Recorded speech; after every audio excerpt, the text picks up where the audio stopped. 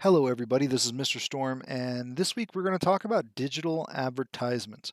We're going to talk about advertisements that we can use in a digital platform, advertisements we can put on the internet, banner ads, and things like that.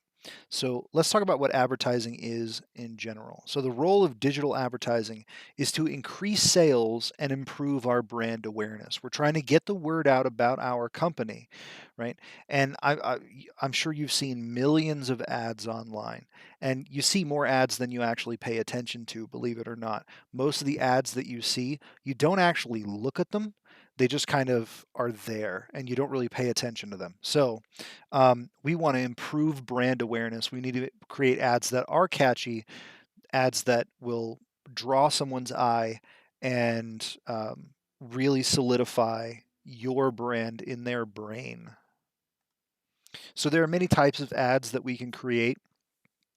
The first kind is a banner ad, and it's an image-based advertisement that either appear on the side, top, bottom sections of websites. Those are ads that you are going to build today. You're going to build some banner ads today. We can also build retargeting ads. They basically use web users' past web history to target a specific ad toward them. So, for example, if I'm on Amazon and I'm doing a bunch of shopping for, I don't know, like a drone, a commercial drone that I can fly around in my backyard. The next time I go online and I'm looking, and I'm just farting around on the internet, I might start seeing targeted ads to drones that that were kind of like the ones I was shopping for, or parts to go with my drone, or things like that, accessories for that product. Basically, what happens is um, web companies, ISPs, and websites will pay to get access to your browsing history, and then they'll use that information to target ads to you so that you can find products that you're looking for, even if you're not looking for them. Flash ads, these are banner ads that use a flash design. Sometimes they have an interactive element. Those ads can be things like, how many balloons can you pop? And you click on the balloons, it's like a little game inside the browser ad. Those are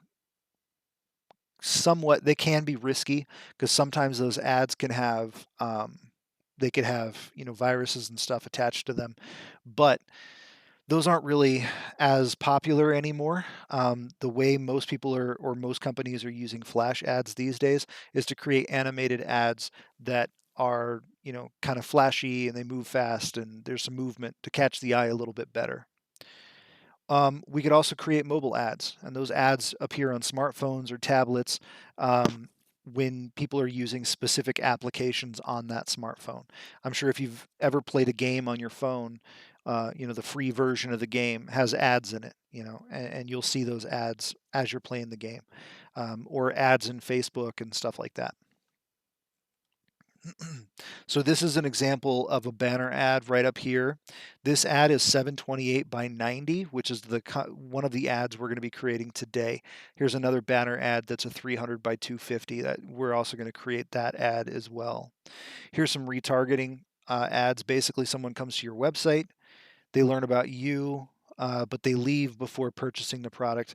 Basically, what happens is then every time that person is searching the internet, not every time, but next time the person comes back to the internet, they might see ads for your business, even though, they didn't buy your product. But now we know you're looking for that kind of product. Flash ads, this one, you can't really see, it's not moving or anything, but there's some interactivity on this ad. You can actually click and change the color of your car and see what your car would look like, that kind of stuff. And then you have mobile ads down here. So here's some more ads that we could do. AdMob ads. These are ads that appear on mobile applications, just like I said before with games and stuff. But these are usually your payment for using a free application. So if I download a free ad or a free application, I can probably assume that in order to pay for that, I'm paying for it by looking at ads as they pop up during the use of that application. Email ads, these are pretty popular still. Believe it or not, people still use email and people still use email to market to each other as well. This was huge in the late 90s, early 2000s. You would get tons of spam, and there were companies that were their entire marketing strategy relied on email advertising. It still happens, but not as much as it was then. Then you have above the fold ads. The above the fold is the space on the page that when you first go to a website, it's the page that you see without having to scroll or move around. Basically, if you have an above the fold ad, it'll be displayed right there on the website as soon as you go to it. You won't have to scroll to find your ad. Then you have pop-up ads. They basically are smaller windows that would pop up over the web page that you're viewing, and you have to actually pay attention to it, click something to make it go away, whatever.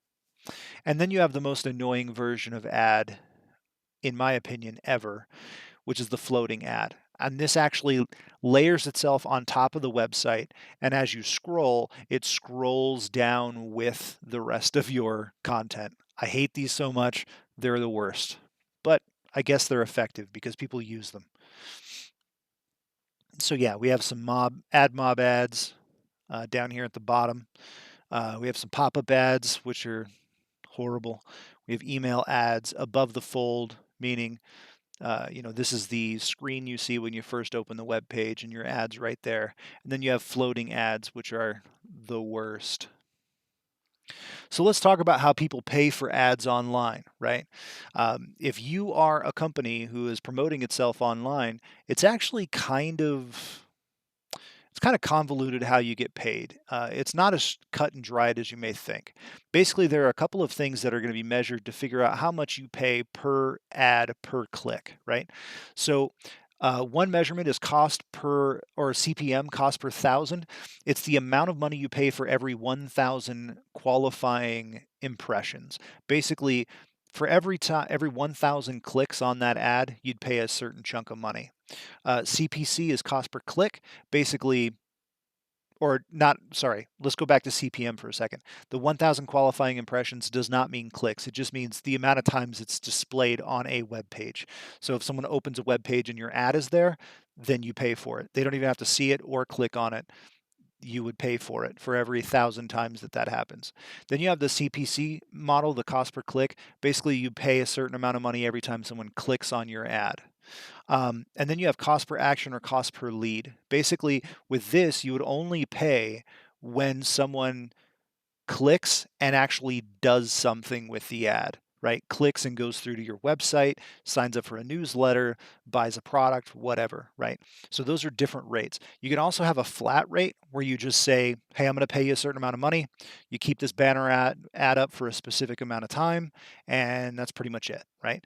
You don't have to worry about how many clicks or how many times someone goes to to your website through that ad. That's usually more cost effective, but you don't have as much information and tracking metrics and data as you do with some of these other rates. If you do a cost per click, then you can see how many people are actually clicking on your ad. If a lot of people are looking at it, but not a lot of people are clicking, then you can make some adjustments to your marketing plan based on that. And then we have CPE, which is cost per engagement. Basically, advertisers will pay for interactions with advertisements. So let's say you have a video and it's a video ad that starts before the ad. And if you click on it and it takes you to a different thing, then that is considered an engagement, right? So cost per engagement ads are kind of expensive, especially because you're trying to convince someone that you're going to put a very interactive thing on top of their content.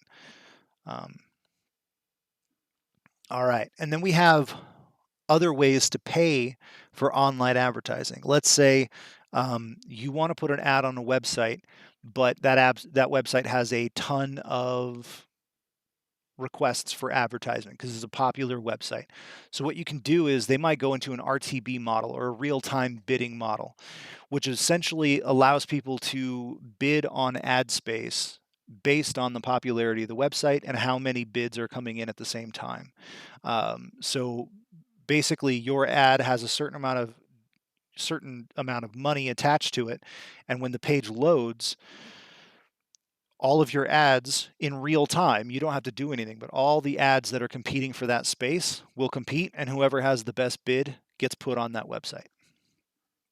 Then you can have programmatic advertising, where essentially you use AI or some kind of algorithm to determine who gets to be put on the website um, over this other company. So there's no human interaction. Basically, you just set a price, and the machine picks who gets to be on the page whenever that page is loaded. And then you have uh, a promotional mix, which would be advertising, personal selling, publicity, sales, promotion. This would be like you offer a wide range of advertising services instead of just displaying an ad on the page. There would be a lot more involved in the promotional mix model. So let's say you want to get in front of the user, right? How do you do it? Well, there are a couple of different ways.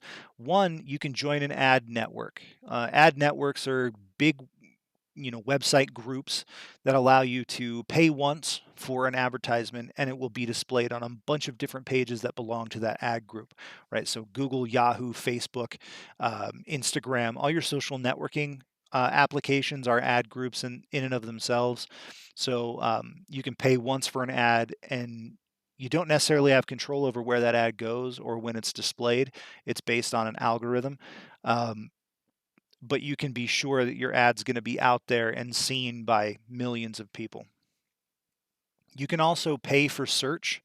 So if I use paid search advertising or PPC advertising, basically what happens is whenever you go to Google, the top couple links after you search for a keyword are going to be advertised links. Those are going to be promoted links. Someone paid for their links to be at the very top, right? And you can pay for that so that when someone's searching for a keyword that's related to your company, your website will be up toward the top of Google's search engine results.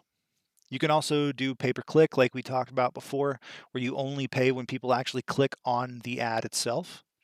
Um, you can use Google AdWords, which is great. What Google AdWords does, it allows advertisers to display advertisements on their page um, based or so let me explain. Google AdWords um, allows me to say, hey, I want to dedicate part of my web page as advertisement space and then let people advertise on my website, and I get paid a little bit of money. You can also use it to say, hey, I am an advertiser and I want to pay you to host my advertisements on other people's web pages. And so Google will go out and find the web pages that are relevant to your product and put your ad on those web pages. Obviously all of this costs money. But, marketing, just like any other worthwhile endeavor in business, costs money and you get what you pay for. So let's talk about search engines really quickly. Search engine optimization, or SEO, is one of the largest parts of digital marketing. Basically, the way people use the internet these days is they don't go directly to websites. I mean, even if I give someone a URL, they'll still probably Google the words of the URL. They don't even remember the web address. They'll just Google it and then they'll click the top result. Um, so people use Google for everything these days. Um, I've seen people Google to get to Google. I kid you not. So search engine optimization is huge. If you don't have good search engine optimization, you're not going to be ranked very high in the promote or in the rankings of the search engine. So um, a lot goes into this, such as your company name being something unique. Um, if your company name is I don't know, too close to something else that's way more popular, then they're always going to get higher results than you are. Um, Something else that goes into SEO is sponsoring for higher placement. You can pay for higher placement with Google. If you have a lot of ads on your page that have high traffic, then your ranking will go up. All kinds of stuff goes into search engine optimization. We could have an entire class on SEO and on how to improve your rankings in Google's algorithm. And as a matter of fact, there are a lot of college classes that get into that. Digital marketing is hugely focused on SEO. So let's talk about some techniques that we can use to create some cool ads for our customers. For one, we can use contextual advertising. Basically, when someone types in certain keywords, we can tie our ad to those keywords so that they're more likely to pop up on those relevant pages. So, for example, if I have a publishing company. So, if I was putting ads out there, I might tag them with keywords such as self publishing, how to be an author, phrases that people would search if they're looking for a publishing company. I would tag it with, um, you know, new independent books or self-published books, stuff like that. Behavioral advertising. So this allows you to target visitors based on information that the ad system learns about their behaviors online. How much time do they spend on individual websites? What sites do they go to? What Google searches have they been making lately, right? And this allows you to target your ads to people based on the trends that they're displaying. And then demographic targeting, right? When we're talking about demographics, again, remember it's things such as gender, age, income, ethnicity, sexual orientation, stuff like that. And so we need to know more about our customers in order to target our ads to them. And believe it or not, with the sophistication of big data online, they can figure out everything about you just by your browsing habits and your social media habits, right? They can figure out your religious affiliation, your political affiliation, whatever they want, and target ads to that so that you're more likely to buy the products that you see. We could also use geographic targeting. So we can target you with ads that are local ads. Say if there's a local business, we could target ads to you because it's close to you. We can use keyword targeting, just like we did before. We can basically say, I want to look up you know, the top tweeted words or the top Googled words in the last month. And I want to target my ads to those words as well, so that when people are Googling that stuff, my ad is more likely to pop up. We can do time-based targeting so that we can know, hey, this is a peak hour for this website. More people log into this website this hour than any other hour of the day. So we're going to target our ad so that it hits on that website in that hour. So, and there are all kinds of other options that we can use. There are all kinds of other techniques we can use for putting our ads out there and making them effective. But none of this matters if our ad doesn't look good. If our ad isn't interesting to look at, if it's not flashy, if it doesn't catch the eye, then none of this matters, right? We need to make an advertisement that really tells them what they're going to do or what we want them to do, and tells them why they're going to want to do it, right? Advertising is all about creating a solution to a problem that people didn't even know they had, right? Your product is a solution to a problem, and you need to convince them that your solution is the best. And if you don't have an advertisement that catches their eye, they're going to not even pay attention to it. They're going to move right past it. So this week, we're going to focus on creating advertisements, and your job is going to be to make these advertisements as good and professional and eye catching as you possibly can. Um, that's it for me. I will see you next time. Thank you for paying attention.